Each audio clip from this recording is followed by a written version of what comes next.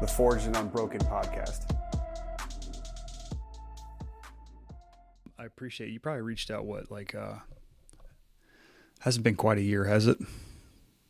No, it's coming up on it though. Yeah.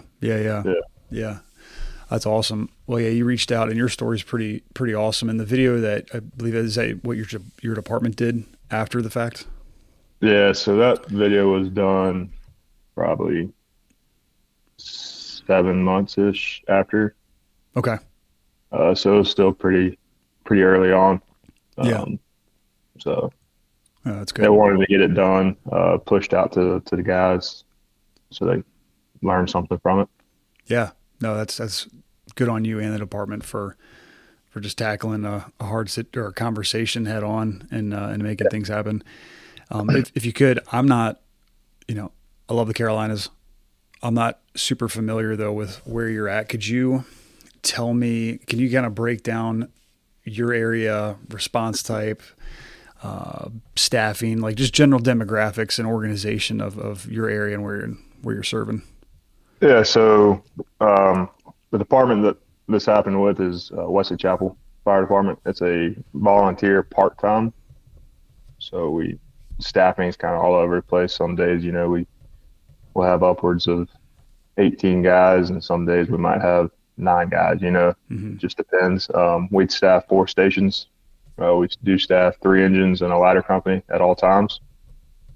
If we are upstaffed, then we'll have 3 engine companies, 2 ladder companies staffed, and then one of our engines will swap back and forth between a rescue. So where we're located right outside of Charlotte, North Carolina, which is a bigger city, which is in Mecklenburg County. So we border Mecklenburg County, and but we're just a really small community, really, in Union County. Gotcha. Were you responding that day as volunteer or part-time, or did you do both part-time there? Okay. Yeah. So I'm a part-time lieutenant there. Got it. So our scheduling is kind of, you can either sign up for a 12-hour or 24-hour shift, and most guys like me will work 12 hours like night and then work a 24-hour during the weekend. It's typically how it goes. On my truck that night, all of us were part-time except for one member. He was a volunteer guy with no certifications. Gotcha. So. Heading into the incident, we're talking May of last year, May of 2023? Yeah, May 8th, 2023. Yeah, that's a day you're probably not going to forget, huh? Well, it's also 4 days before my wife's birthday as well. So. Oh, no kidding. Yeah. Wow, that's a heck of a timeline there. Now, for this shift that we're going to hit into, talking about your Mayday and the subsequent incident and actions that came out of it, leading up to this, normal day. How early was this in the day? I don't remember off the top of my head. So this call came out roughly around like 7:30, between 7:30 8 o'clock. I came in at 6. Sat down. So I was working with coincidentally 2 guys that work with me at my full-time department. Nice. So the guy that was with me was my driver, and then the other backseat guy was our rookie that we had at our full-time department as well. My driver, me and him's been friends for years. We started at the career department together, and so we followed each other around really. And then our rookie, I've known this kid since he was first got on to our part-time department, and I kind of talked him into coming into the career department. So he's a great kid, man. Love having him around. But yeah, it's awesome that you have the familiarity with the crews, especially part-time or volunteer. Sometimes it's pretty mix mash, and you don't always have that level of security with your crew. So that's already a good note. Yeah. So we came in 6 p.m., went to the grocery store.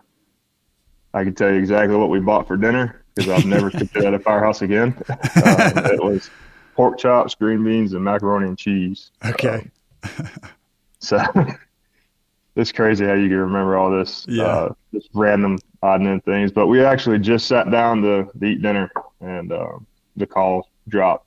And so I remember me and Chris joke about it now. He's like, dude, that was the best bite of green beans I've ever had in my life. So that was what we did, man. Just came in, cooked dinner, and Yeah, you're hitting the ate ground it up. running. Yeah. What was dispatch like? Are you is So this a first due box alarm? so it's not our first due. No, Okay. it's our neighboring.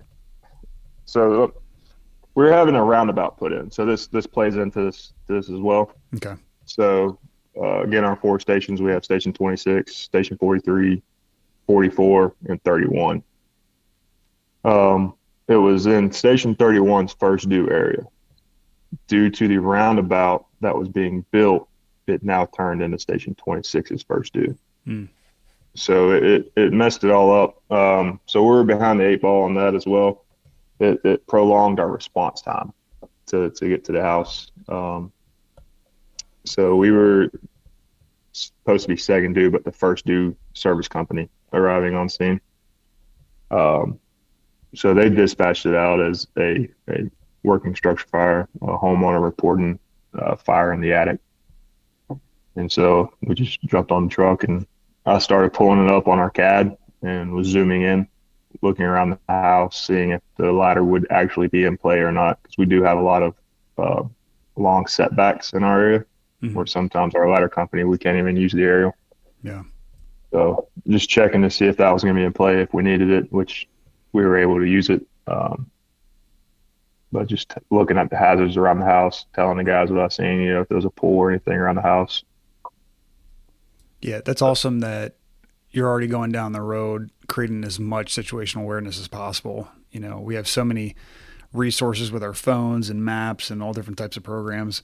It's this is something I'm picking up. It's awesome that you're trying to create as much awareness as possible before you even get to the scene and paint that picture, know what the limitations are and whatnot. So that's good on you. I wish more people were doing that. Yeah. All right, cool. So what's a typical response for you, like on an initial box alarm?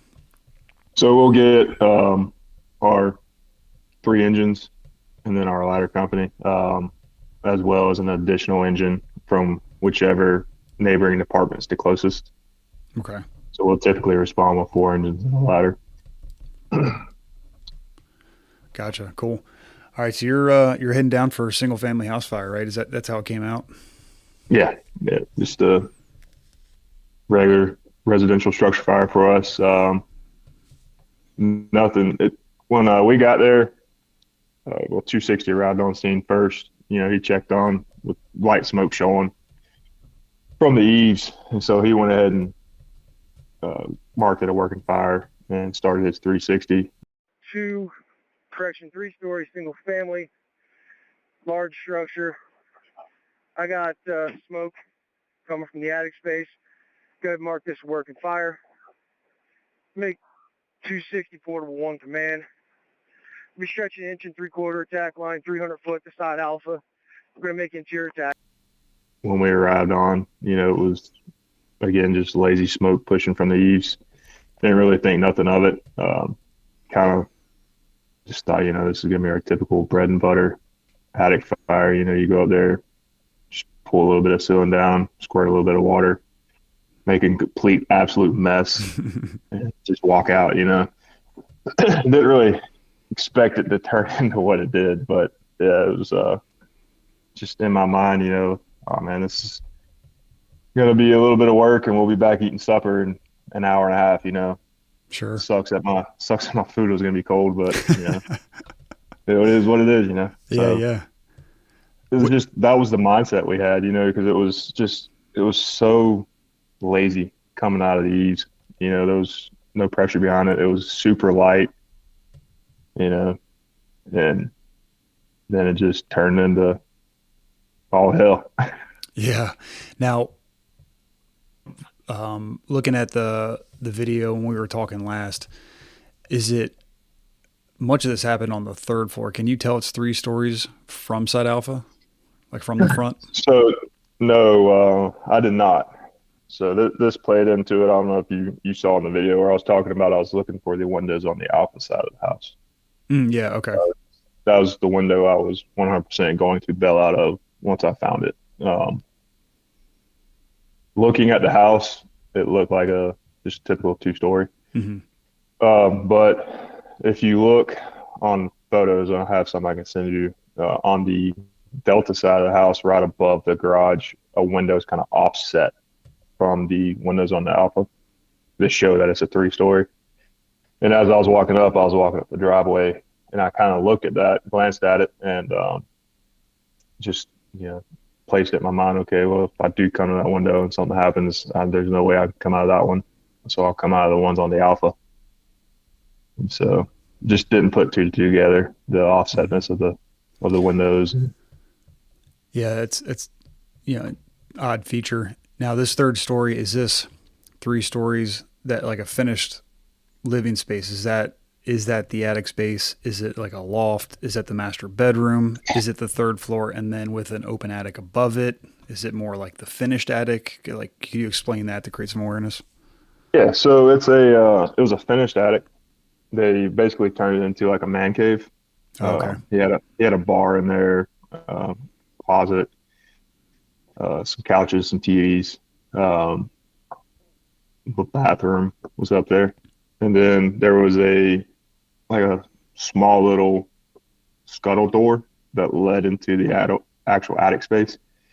And that's where all the fire was. It started with the HVAC, and I never, when I was doing my primary and looking for it and stuff like that, we never found that little scuttle door.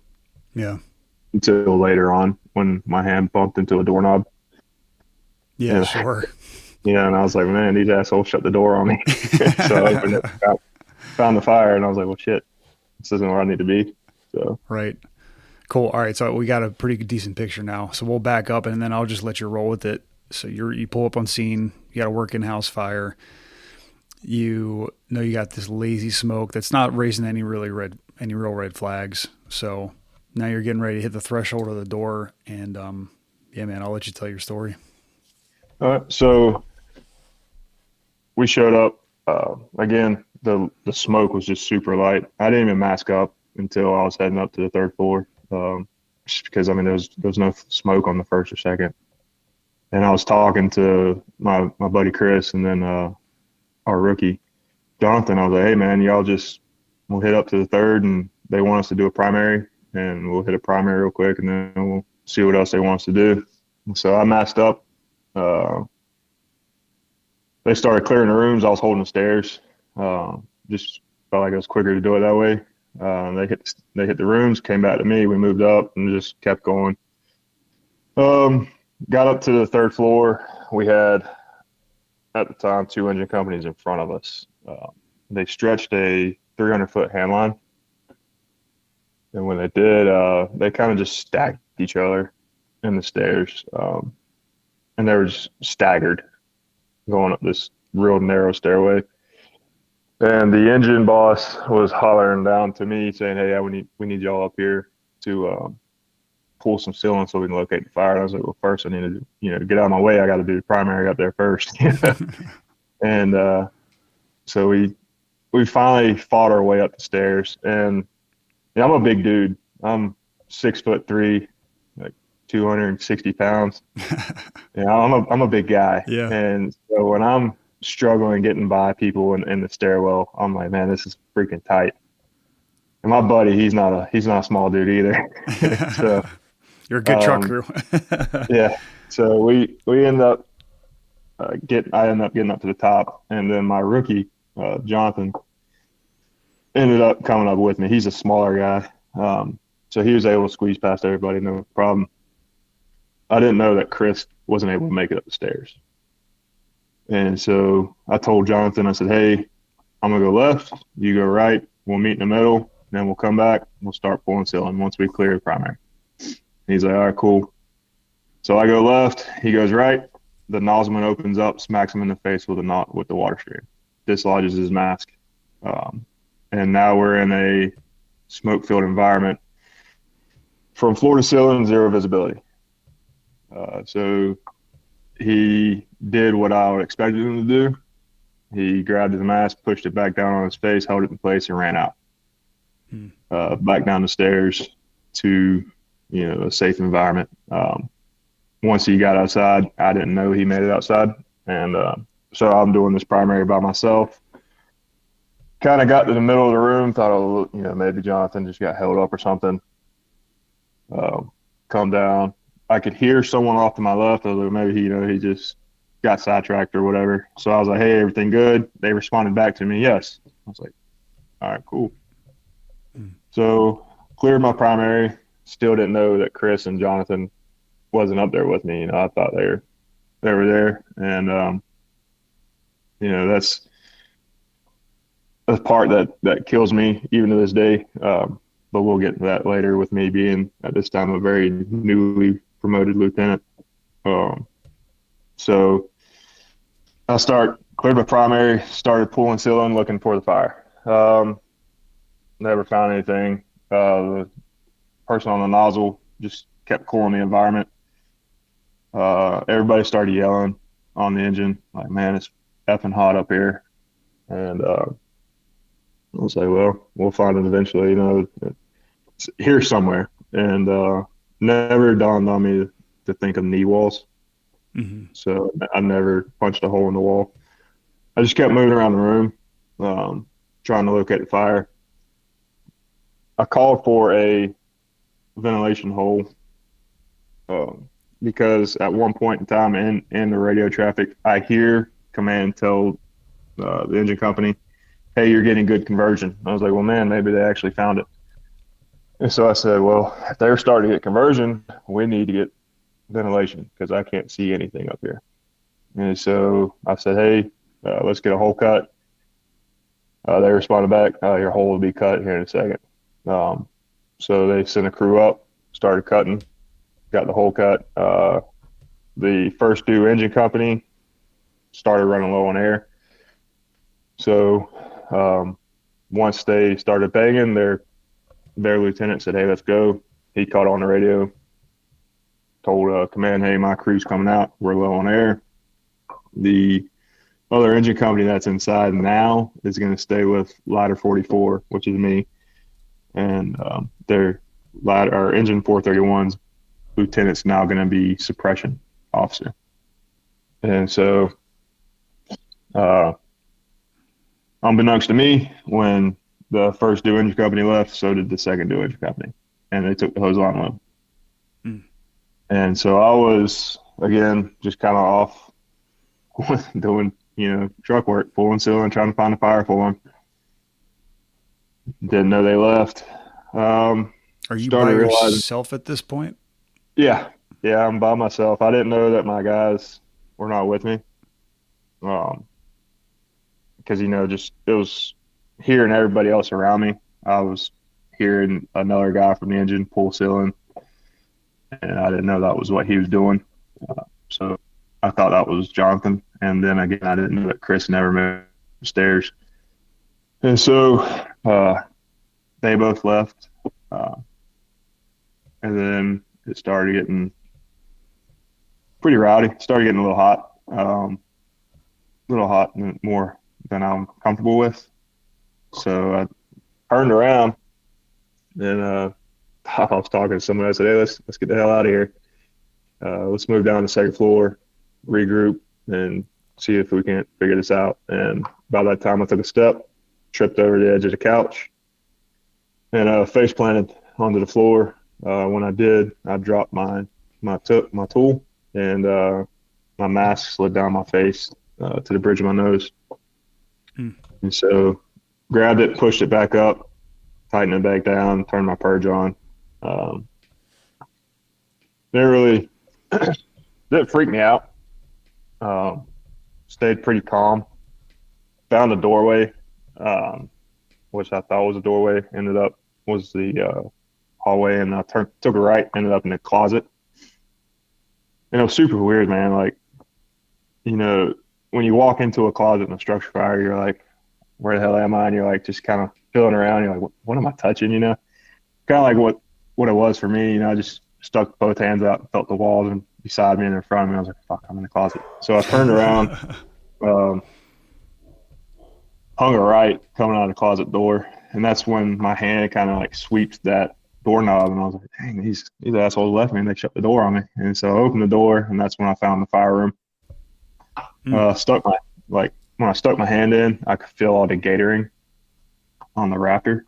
Oh, and wow. so I was like, oh no. So I just kind of shut the door back and turned around.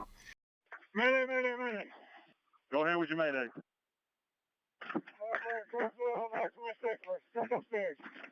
Get high heat. Copy, you got high heat. Is that your only distress?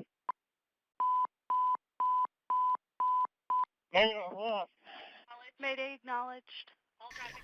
Ended up at the doorway again. Instead of going right, I went left. I just kind of like hung my hand out and felt a little bit more. I actually felt the stairwell, the doorway to the stairwell. That's how close I was initially. Ended up going left. Started down the wall, man. Just in my mind, I was going, just do a wall search. It'll eventually just kind of come back around. It's just a big square. And so started doing that. Felt the window once I hit the Delta side. And I was like, well, I could take this window, but I knew in my mind I was like, I know I'm on the Delta. Like I know I am. I was like, I can't go out this window because it's a pretty long fall to the garage. And then it was like a rowdy peak on that garage. And it was going to be just bouncing. And if I went one way, I'd have landed on top of a Mercedes in the driveway. Or if I bounced the other way, I'd have landed on bushes. So it's like, well, it's not that bad yet. And so I kind of like marked it in my mind. I was like, if it comes to it, then I will come back this window. And just kind of jump and pray, really. So when I started down to Alpha, I was sweeping my hands up and down the wall like crazy, trying to find that window. I was like, I know it's here. Never found it. That's when the environment in the room changed, and I started seeing rollover. And then my mask just started doing, just went crazy. Started just the glue and everything just started melting in my mask, and I took a breath of air, and it was just the hottest air I've ever taken a breath of. And so you could tell your mask was starting to like delaminate, for lack of better words. Yeah. Oh, wow. Yeah. Okay. And so lifted the tick up. The screen on my tick was whited out. And so that was when the switch flipped in my mind. And I panicked.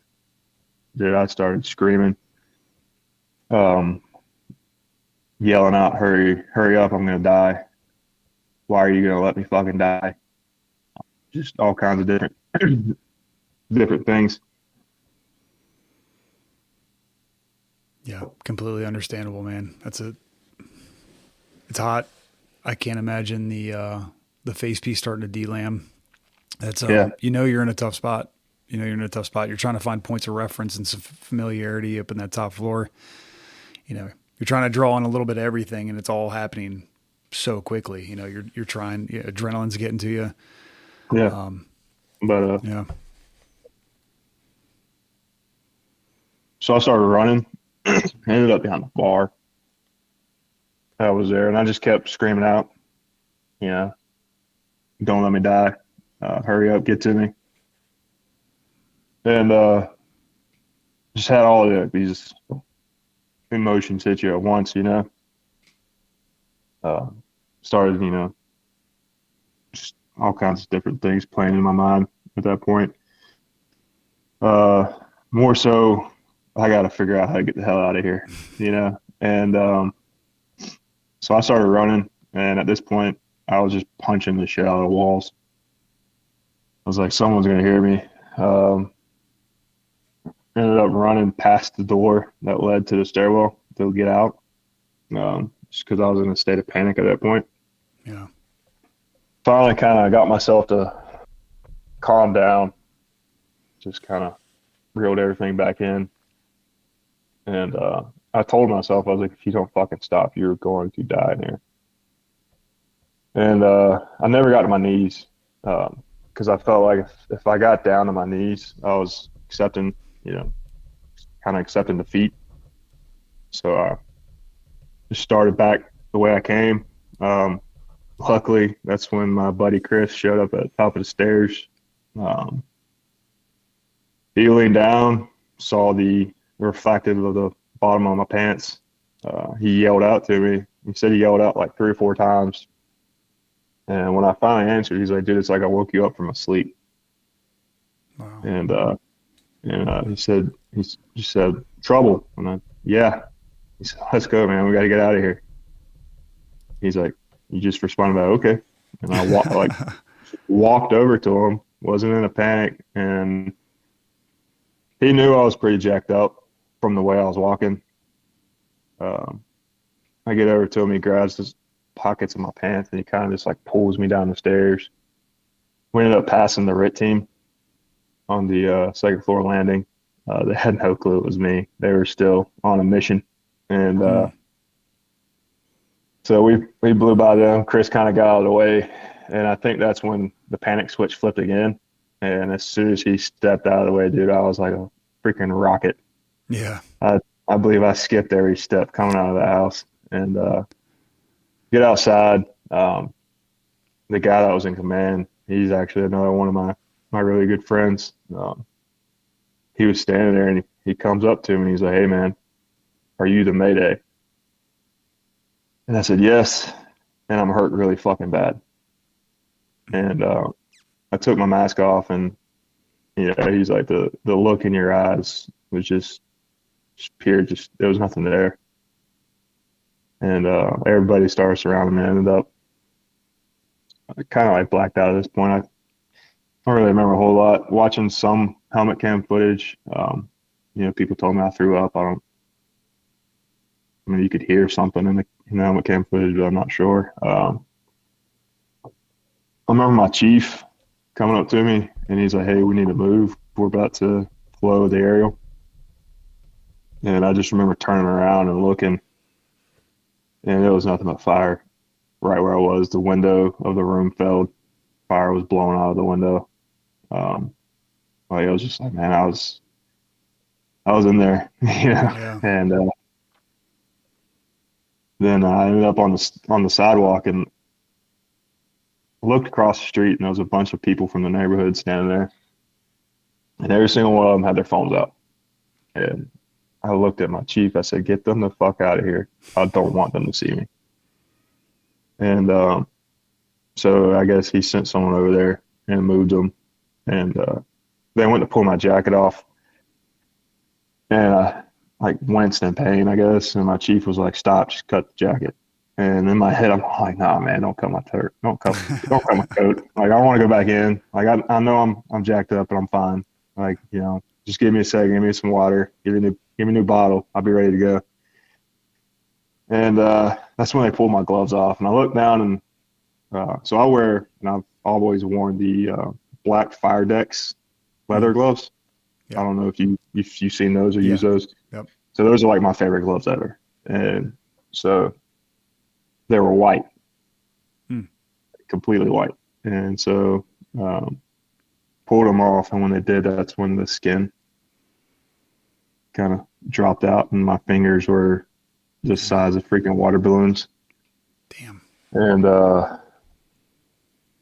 they cut my coat off, and so I have a tattoo on my wrist right here, and it pulled all the ink out. It was all swollen and bubbly, and it was nasty looking. And that's when I was like, okay, maybe I am a little more jacked up than I thought. And so I kind of just like fixated on my hands.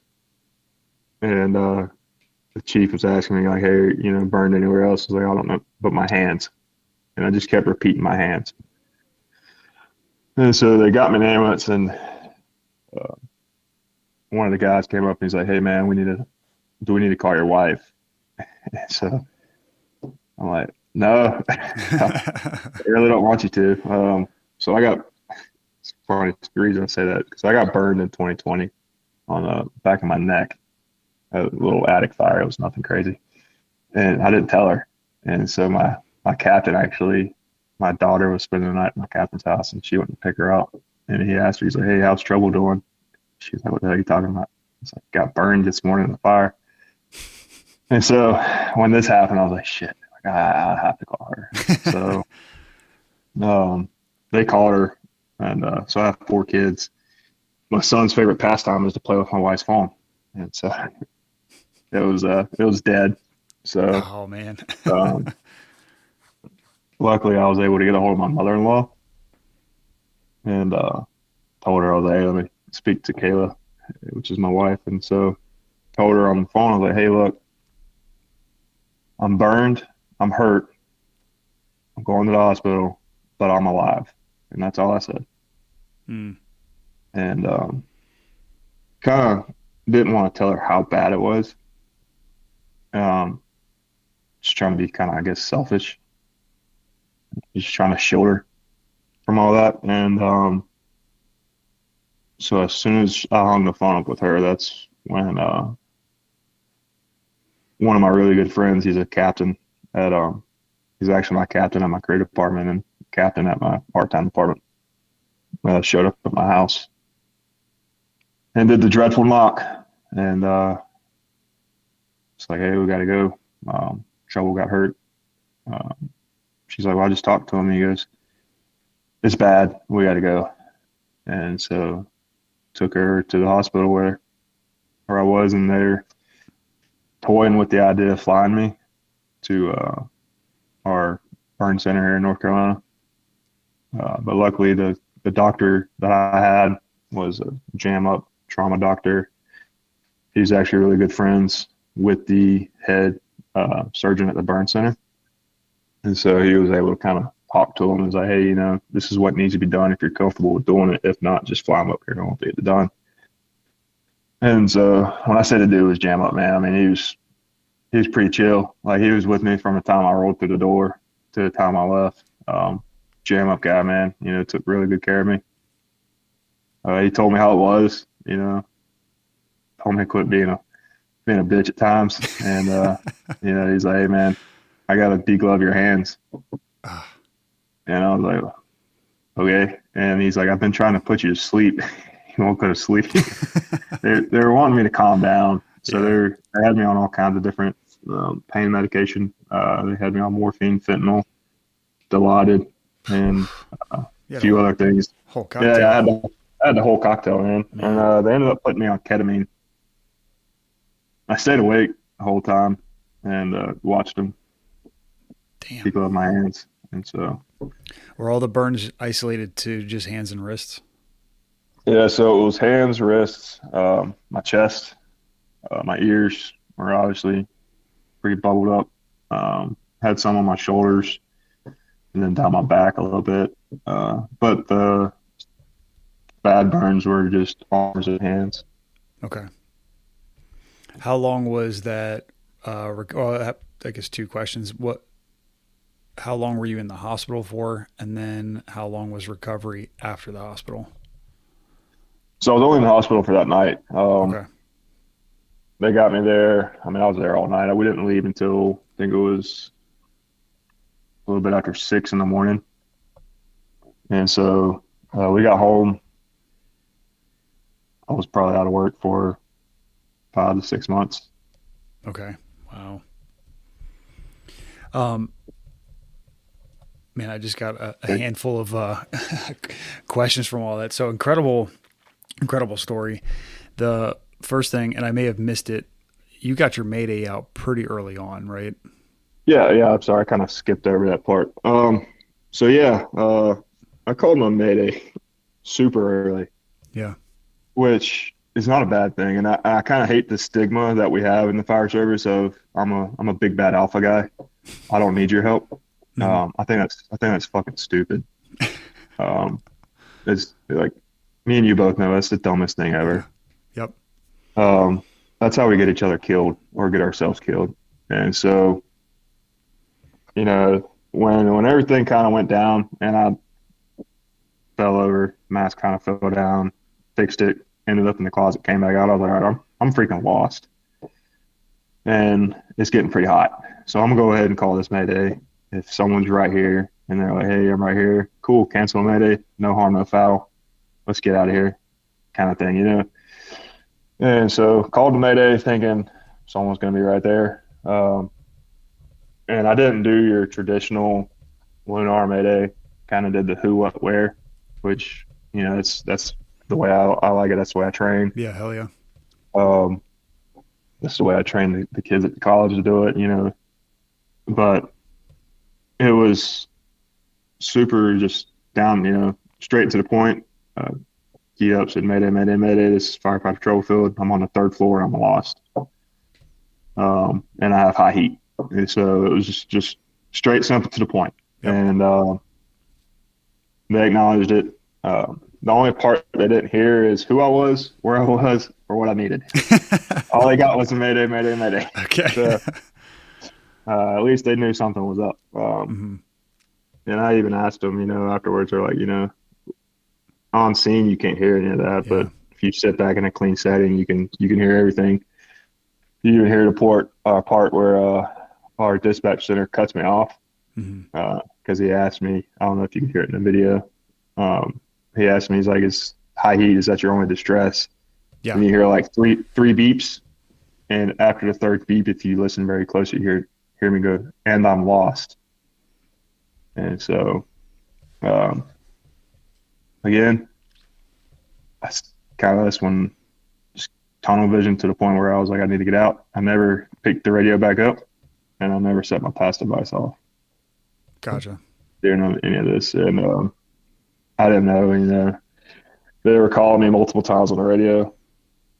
They were trying to figure out who it was. Our dispatch center was trying to reach me, command. I just, to the point where our district chief, when he showed up, he took over command. He told our dispatch center, which we call CCOM, to go back and see which radio identifier was the one that called the Mayday. Oh, good. Okay. So, but before they could get that information out, I was coming out of the structure by that point. Gotcha. Okay, and so the Mayday was after you found the fire in the closet. Mm-hmm. Okay. And a bulk of that fire was in the knee walls in that like storage closet you were talking about. Yeah. So it was burning all in the attic space where the HVAC was, and then on all the knee walls around the room. Gotcha. Yeah. Those are some gnarly fires, man. Yeah. Yeah. Hide a ton of fire and they can get you quick. When you found that one window, I remember looking at pictures, like it's a steep peak. And yeah, like you said, it's a good drop. To have that awareness, I think was really awesome. I'm assuming though, you were not carrying anything for a bailout, like rope, hooks, anything like that. I know there's tons of different setups out there. Yeah. So we have on our air packs, this little bailout system. Mm-hmm. A lot of guys take them off because typically they fall off because they're so old. They just fall off the pack randomly at fires. And I'll be honest with you, I just didn't trust it. So yeah, that's fair. I knew it was there. Again, it was kind of like if I need to, but sure. I don't trust that system because I mean it's going to fail eventually. But you know that's what we have, and you know we try to get the younger guys to train on it, but it's just I know we're in the process of looking at new bailout systems for our department then. Okay. Well, I guess some good things are still coming out of this then. Yeah. That's great. Let's talk about some of the adrenaline stuff for a minute. So that's something that I certainly nerd out on is the research behind the adrenaline response in these situations, you know, and mm-hmm. what I feel like what you are experiencing is so in line with what talking to other people, what they've experienced, you know, myself and my crews with some of the things that we dealt with, but then also what the research is saying. And from some of that auditory exclusion, like you talked about, and the tunnel vision and just speeding up. I mean, these are all so common and so in line with these Mayday type situations. But then there's also the psychological side of it as well. I mean, you were having conversations with yourself saying, you know, I am going to die. And I remember you talking about how there's at one point where you're almost resign yourself to the fact like, okay, well, this is my new reality now. But it was somewhere in that point that you were like, well, no, hold on.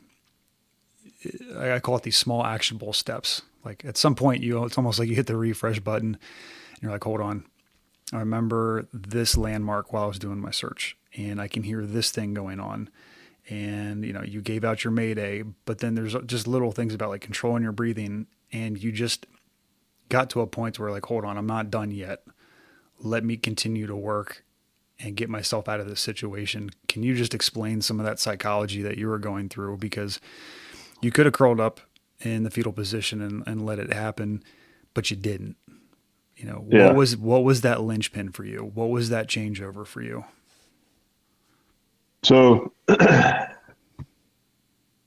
again, when everything happened, like I told you, it was like a switch flipped in my mind. Yeah. Started screaming out, you know, gonna die and everything. And then all the emotions into my mind just like hit. I was angry. It's more so angry at myself. And then angry with the guys. I was like, wow, you know, why aren't they here? And it's crazy because all this stuff is just rapidly speeding through your mind, but I can remember everything. And so it's like, why am I here?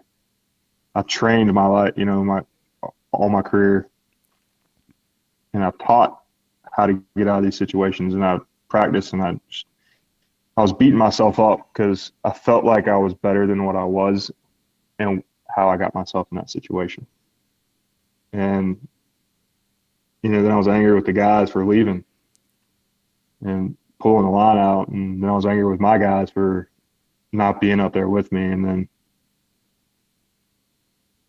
everything just kind of like switched, and I started thinking about my wife and my kids and how I was going to leave them. And so how she was going to have to deal with raising, you know, our poor children by herself.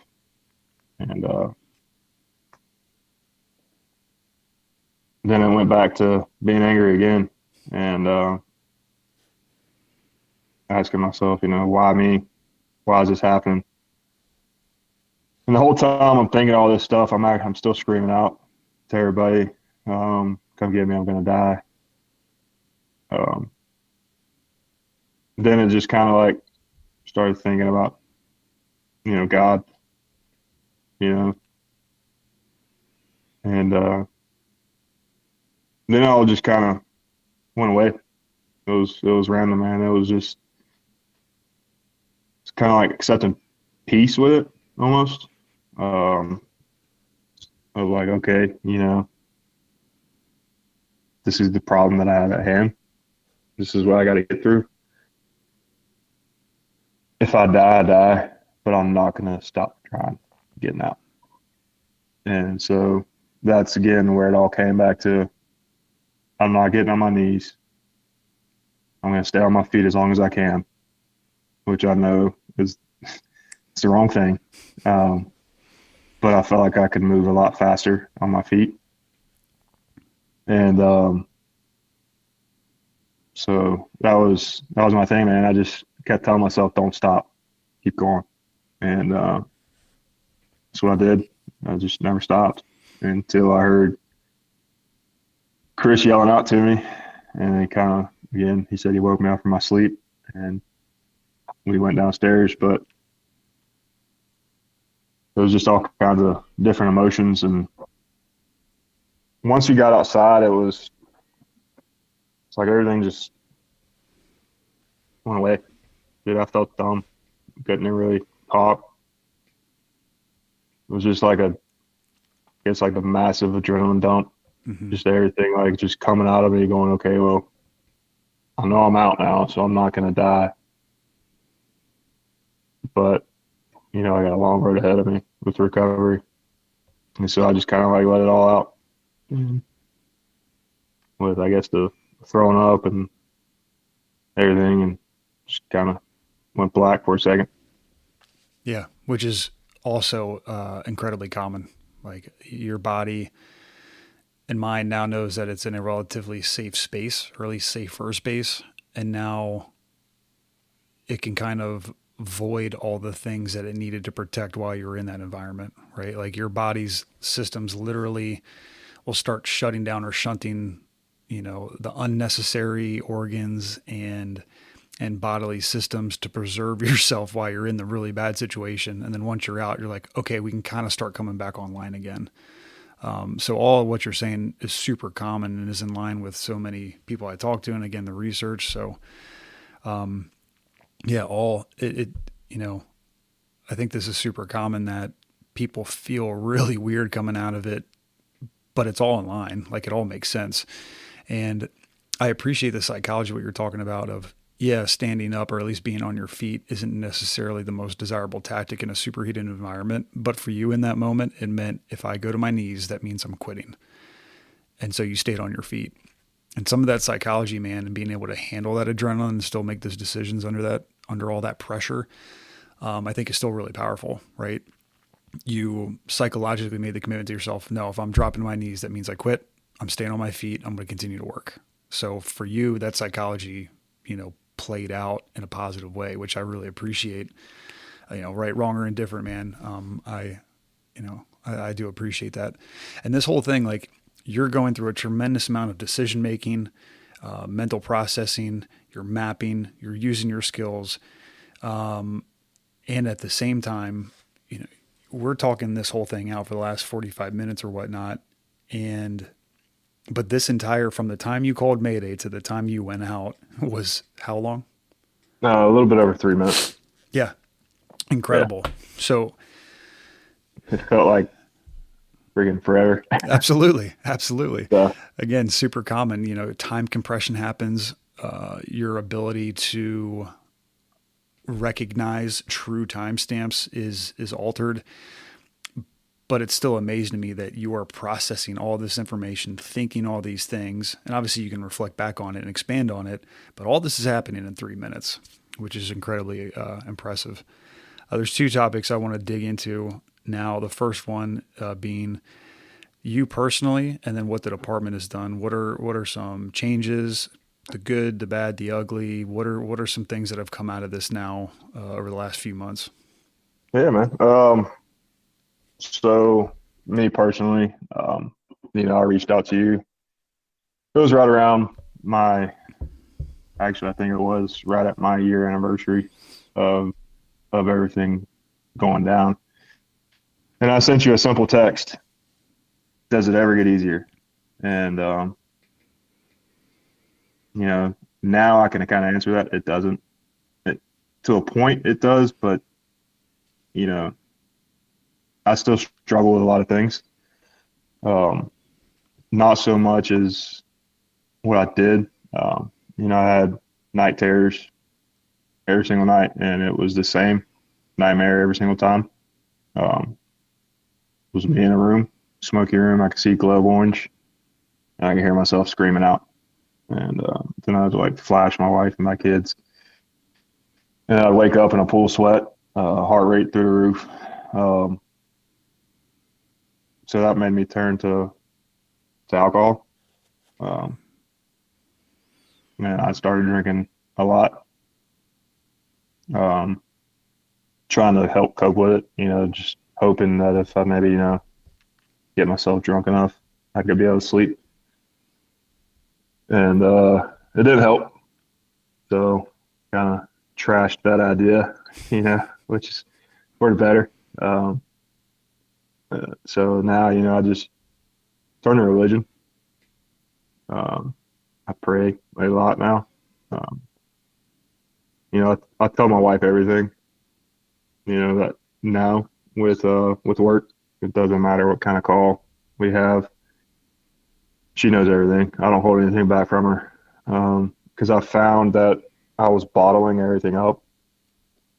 And I think that day I reached out to you it was getting pretty close to my tipping point of, I had ideas of what I wanted it to do. and I think you probably know what I'm talking about. Mm-hmm. And, listening to your story and the struggles that you went through, and, speaking with some guys locally that had the same situation kind of happen with them, helped out tremendously.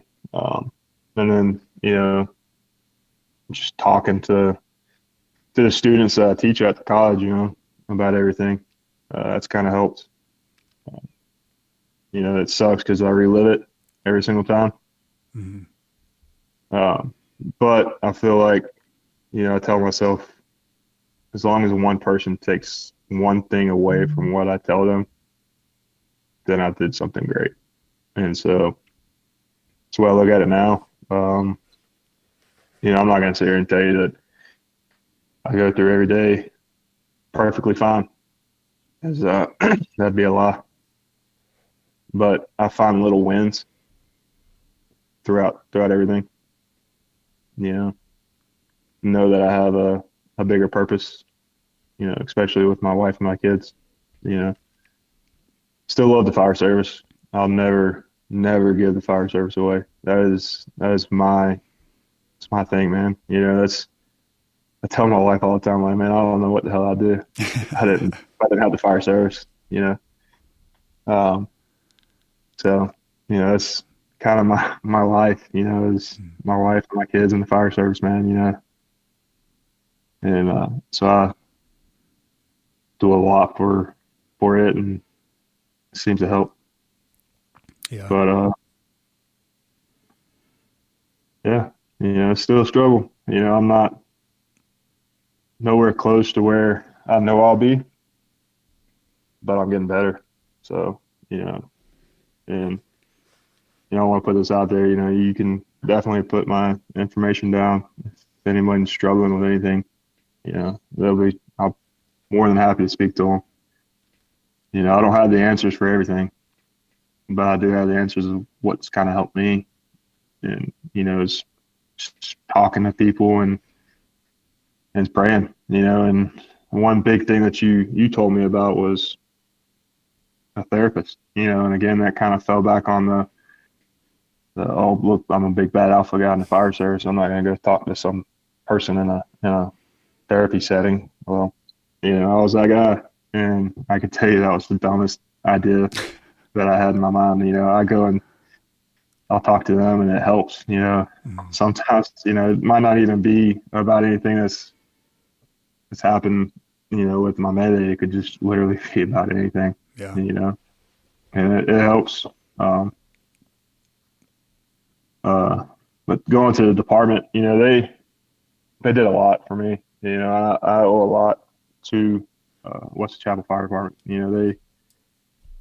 They looked out for myself and my family. They took care of a lot of finances for us, and that, which was tremendous. Because I was going to be out of, obviously my career department as well as my part-time department. So they took care of me really well financially. I had guys coming over all the time. I think for a solid 2 months, my wife never cooked a meal. So, those people coming over, bringing food or cooking or just hanging out. And that was kind of what I needed. And, that helped, because then we finally kind of started getting back up on our feet on our own. I was able to start using my hands and doing stuff. And I finally told guys that they couldn't come over and touch my grills anymore. So, told them I'd be the one doing the cooking. So That's awesome. Yeah, man, they helped out, and then it's been great. But me and you've talked about too. I think I talked to you a while back about this. Is after a certain amount of time, everything goes away for everybody else except for yourself. And I feel like the department in a whole isn't doing that. They right about the time of the year anniversary, they kind of sent the video back out for everybody to rewatch for our Mayday training that they do for Target Solutions. And so, I feel like they're trying to, keep it relevant, especially for newer people in the department. But at the same time, it kind of sucks for myself because I got to relive it, around the worst possible time. But that's one thing that I kind of struggled with at first was like, here I am still fighting these demons, and I don't have anyone to fight them with me. Mm-hmm. And selfish because my wife was fighting the same demon, and that was one thing I never thought of. I never thought to ask her like, hey, how are you? How are the kids? My oldest, she remembers everything. My middle child, she just calls him daddy had mummy fingers. So she kind of understands a little bit of that daddy was hurt. My son, he has no clue. He's too young. Yeah. But my oldest, it messed her up a lot more than I thought. And it, obviously affected my wife a lot more than I thought. And that's pretty selfish. It was over a year before I actually sat down with my wife and asked her, like, hey, are you okay? And as a husband, that's pretty fucking shitty. And so, once I heard everything she had to say, and dude, that was so hard just to hear. And then I was rough on myself for a while then too, because I was like, why didn't I ever say anything to her, Mm-hmm. And then my daughter, you don't ever think a young child will realize what all happened, but she knew that daddy was at work and that daddy got hurt. And so now anytime I go to work, it's daddy, are you going to get hurt? Or, are you going to be able to come home this time? And then, riding down the road, I believe I told you this, one time she pointed up to the sky and she goes, Daddy, on the other side of the sky is heaven. I said, yeah, baby. She goes, that's where you almost went. And, dude, I bawled my eyes out. How can you look at an 8-year-old girl and go, baby, I promise I'm coming home. Yeah. You can't. And, it's the hardest thing for me to do as a father. And it's even harder for me to look at my guys at work,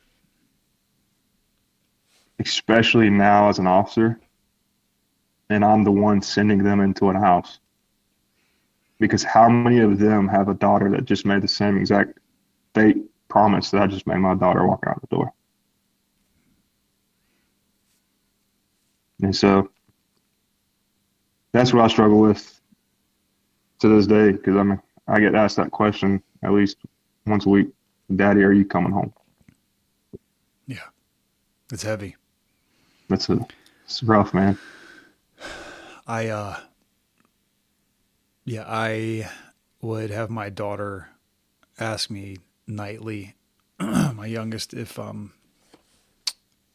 my friends were coming back home, and every night I had to say no. And yeah. They'd ask me the same questions. And then Frederick's line of duty a couple years later, which was almost the exact same as ours, it was almost happened in my backyard. Josh Laird, his firehouse that he came out of is first due to my home. And so we would drive by that house all the time. And, every time we drive by, Dad, that's where the firefighter passed. Dad, is he okay? How's his family? And, you're driving down the road, wiping tears off your face because it's a hard conversation to have. And you mentioned just a couple things I want to dig on that. Number one, let's back up. I so appreciate the honesty here because so many firefighters, especially so many men, I think, have a lot of the same struggles that you and I have gone through. And when you start talking about them, you realize there's a common theme here, that it's not that abnormal and it's not necessarily weird. We internalize it because we think we're protecting other people, or maybe it's a sign of weakness, or maybe we think we're being strong. And then you start talking about it like, oh, this is a common struggle. And the more we talk about it, it gets better and it gets easier. So thank you for that. It's so awesome to hear that you use professional resources, and that's helping. And so much of what I went through also was, some of my experiences, but so many other things had nothing to do with that specific experience, or even the fire service, just other things that were packing on that I wasn't dealing with. Right. You talked about God and bigger purpose, bigger mission. You love the fire department. I love the fire department. And at the same time, we also realize that that's not the only thing, being a father and a husband. And there's so many other things where we provide purpose and service that can carry just as much, if not more, importance. So to have that awareness now in your journey, I think is super impressive. And what are we talking, like 18-ish months now, give or take, from when it happened? Yeah. I know for me and some of my friends, I think it was about 3 years before we got to the point where, like, oh, you know what? I actually didn't think about anything today. I went a full 24 hours out thinking about it. So I completely understand where you're at. Like, you're still thinking about it. You're still dealing with it. Things can still be raw 18 months later.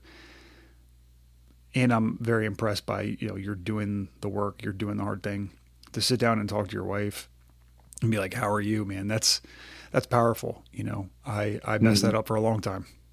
So, being a father, being a husband, man, it changes you in a lot of really great ways, but it definitely changes perspective on things as well. So, just thank you for all of it, all the openness.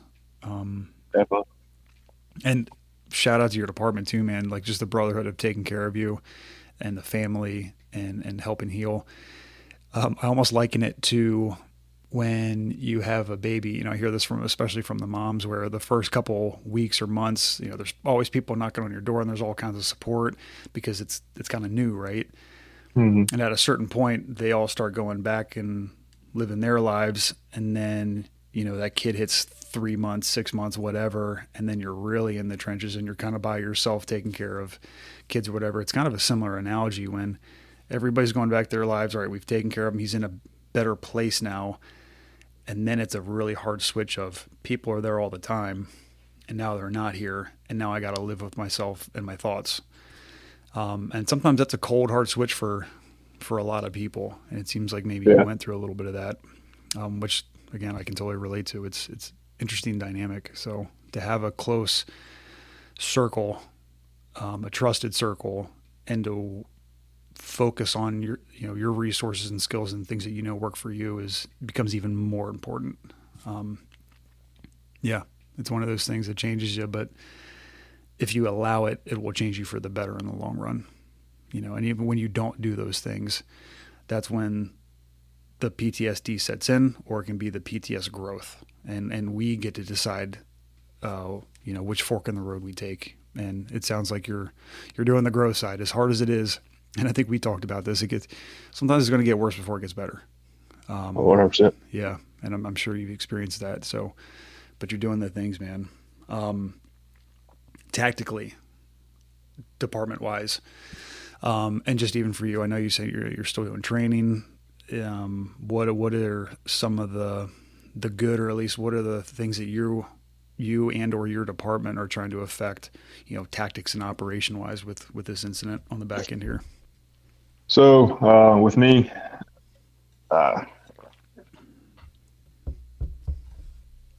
tactically wise, at first kind of almost made me a safety Nazi. So my second shift back, I had a fire and I was in command of. Wow, that's quick. And dude, I'm standing outside and I'm watching these guys go to the front door, and it was a garage fire. And So they're going in trying to make entry to the garage. And I had some very, very green guys outside. I'm like, hey, I need y'all to cut the garage door so they have means of egress. I'll have this kid turn around. And again, you got to keep in mind this is a volunteer part-time fire department with a very, very wide range of experience. He turns and looks at me. He goes, well, how do I do it? And so, as I'm watching these guys go through this front door, I'm swallowing bullets. I have this kid that I just gave an order to, like, asked me how to do it. So I'm over there about to cut this door down and nothing but bunker pants, And finally a guy comes up and he's like, give me a saw. So he cuts it. And ended up being like a stove they had inside the garage right beside a Tesla that was burning. And so luckily it didn't catch the Tesla on fire. But anyways, to go back, it's kind of sidetracking that. I was very, very like safety oriented at first, like very conservative, because I was scared. I was scared to death of sending people on fires. And we'd get a fire at work and dude, I'd have a freaking knot in my throat. Sure. Like to the point where I wanted to throw up, and we'd get off the truck and I'd see, smoke or something. And then I'm kind of like hesitant and like freaking out a little bit. And, my heart rate, it would probably be like in the 170s, 180s, like just freaking skyrocketing. And I'd be pouring sweat before I even made it to the front door. And then it just finally kind of all just flipped one day. Went back to normal. Had a like a live fire training event. So I was teaching fire control, and we got it super hot in a burn box.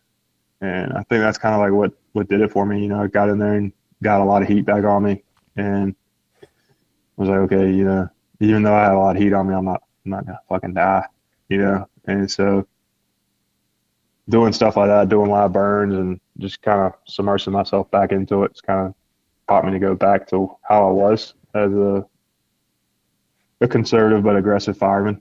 And so training wise, I still train the same as I've always done.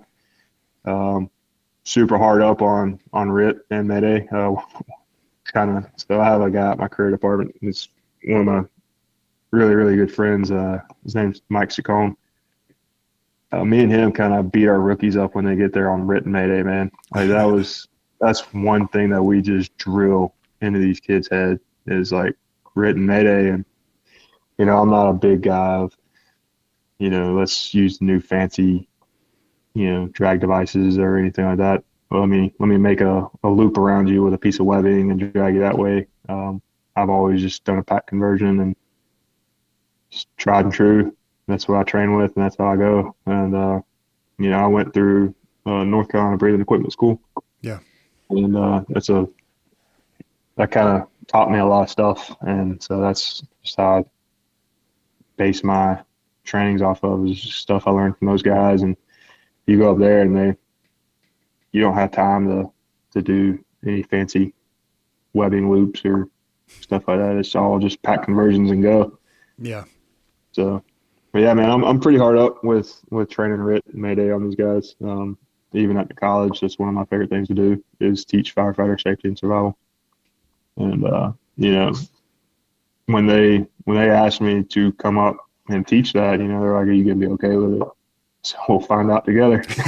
And so, I'm it's one thing I am. I'm super passionate about it, and sometimes I just find that it falls on deaf ears, and that's when I get a little pissed off because it's try to tell these kids, it doesn't matter. You're on a volunteer fire department out here in Union County that may run 200 and some calls a year. All it takes is one fire, and you're dead. And sometimes they just don't want to listen. So it is what it is with that. And the department-wise, we actually built a room. I'll have to send you some pictures of it one of these days. Yeah, cool. We got it's like a garage behind one of our stations, and we basically emptied out one whole bay of it and they wanted to replicate the room that I was in. We failed miserably. It's nothing like the room I was in, but it does have has a pretty long closet in there, some beds and stuff like that. And so we'll send people in there. Either we'll smoke the room up or we'll black them out, kind of disorient them, whatever. Have them call them Mayday. And one thing that we were real strong on, and a lot of people do this, is on RIT and Mayday training, you're relying solely on the RIT team to get to to the down fireman, right? Mm-hmm. Or when you're, doing RIT and Mayday training, how many times have you done RIT and Mayday training where it's just you by yourself, and now you got to fix the issue that you have? Yeah, you don't ever do it. A lot of places don't, and so that's one thing that we have implemented is during our RIT and Mayday in-service month that. You will have one, obviously, scenario where a RIT team comes in and gets you, or you're on the RIT team, you go in and get somebody, or now, okay, you are the down fireman and you have to fix your own problem and get out. So that's one thing they've done. And obviously the videos and just constantly making them look over RIT bags and stuff like that. But not a whole lot other than the room and just the video and stuff. Gotcha. Well, like you said, if you just change one person's perspective, you've done a good job, and I'm sure you've already done that. And this message getting out, I think we'll absolutely do that as well. And yeah, you're still making things happen. I certainly. I feel like we're kind of cut from the same cloth. When I had a knack for RIT Mayday stuff before all my experiences, and then after it just kicked it into high gear. Something I say is the fire ground is indifferent to your capabilities. So you can do everything right, things are going to get turned around, and then you dump adrenaline in a high heat, low visibility environment on top of it, and things can go sideways. So we have to know how to save our own ass. We have to know if we're on the interior, we hear the Mayday, what we need to do. Sometimes it is a team, but that's rare. Sometimes it's, your own company or yourself that's making it happen. And to learn from other people's experiences. And unfortunately, there's a ton out there, with it just even in my area, like, Mid-Atlantic on up, you've got like the Pittsburgh drill, and you've got everything that's happened in Baltimore City and with my department and Frederick, and then that's not even counting just Maydays and near misses. So there's a lot of experience that we can draw from if we just sit down and shut up and listen for a little bit and see what we can make happen. So I really appreciate just the rawness of the conversation and just the brutal honesty, man. It's totally an honor. So yeah, thank you for all this. I was sitting here taking notes the whole time, and I got some good stuff. I think I hit on all the things I wanted to ask or clarify. So with, as we get to just wrapping up the conversation, is there, any way you would like to close it, man? The, world is your oyster right now. Whatever you got good for us. Oh man, I'm a pretty simple guy. I just thank you for, the opportunity. And, I've been obviously talking with you for a while. I appreciate you and everything that you've done for me. I know it probably doesn't feel like you've done a lot. I mean, we've only had a few handful of conversations, but man, that conversation that led from me sending you that simple message, that helped me out a lot. And I appreciate you and the service that you're doing for all of us. And just keep fucking killing it, dude. Thank you, man. It's an honor that you reached out, and the couple times that we've talked now, at some point I usually get tears in my eyes just because you're keeping it real and you're doing the hard work, and I know what you're going through. So just thank you for all that. And keep getting after it too, man. This is awesome. Right, I appreciate it.